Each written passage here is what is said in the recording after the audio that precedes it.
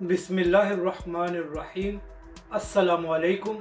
मैं हूं अली असगर और आप देख रहे हैं मेरा यूट्यूब चैनल। अल्लामा साद हुसैन रिजवी और डॉक्टर आसफ जलाली साहब का इत्तेहाद तहरीक लब्बैक के नुमाइंदे ने बड़ी बात बता दी। इस वीडियो में हम इसी के मुतालिक बात करेंगे।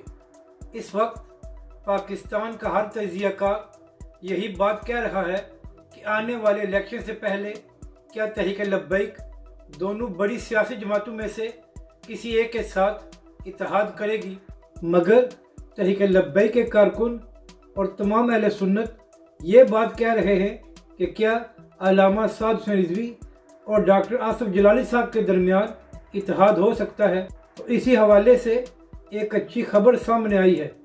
चंद रोज़ कबल TLP के एक नुमाइंदे ने उर्दू इंडिपेंडेंट से बात की तो उन्होंने ये सवाल किया कि तहरीक लब्बैक आने वाले इंतखाबात में किसके साथ इत्तेहाद करेगी।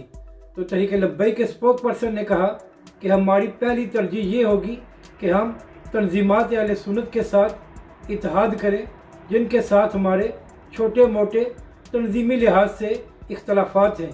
तो तहरीक लब्बैक के नुमाइंदे के इस बयान के बाद ये उम्मीद की किरण रोशन हो गई है कि आने वाले वक्त में अल्लामा साद हुसैन रिजवी और डॉक्टर आसफ जलाली साहब के दरमियान इत्तेहाद हो सकता है। और अगर ऐसा हो गया तो इसके बहुत ही मुस्बत नताइज सामने आएंगे जिसका सबको फ़ायदा होगा।